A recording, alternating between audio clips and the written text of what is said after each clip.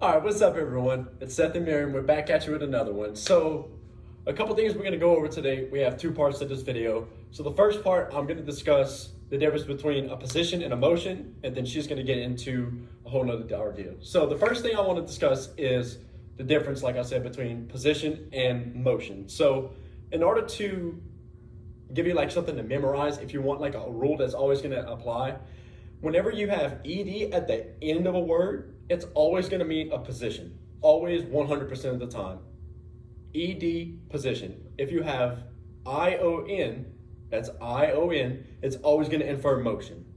So here's the big difference between the two. So say if I were taking a test and I saw a test question that said, what position is the elbow in? They would have four separate choices that you could take. It'd be flexed, extended, flexion, or extension.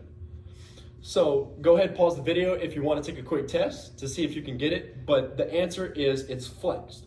So if you put flexion or extension, that infers that a motion occurred, but truly no motion occurred. My arm is just sitting here in a flexed position, so you would have gotten it wrong on the test. Motion always infers two different points in time. Like if I were to sit here and do this, like if this was the start and this was the finish, then you could confidently say that extension occurred. But you can't confidently say that extension occurred if my elbow is just sitting in this position. Motion is 2 points in time. Position is always 1 point in time. So now I'm going to talk about flexing a muscle. A little controversial for some of you, but flexing is something that a lot of you may assume you know. Like if you go to the gym with the bros and you're flexing your muscles and all that stuff, that is not actually technically correct. So when we speak about flexion, we're speaking about what is happening at the joint. So muscles do not flex.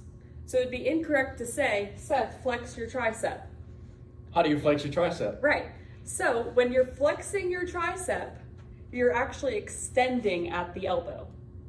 There's no flexion happening anywhere at the elbow or at the muscle.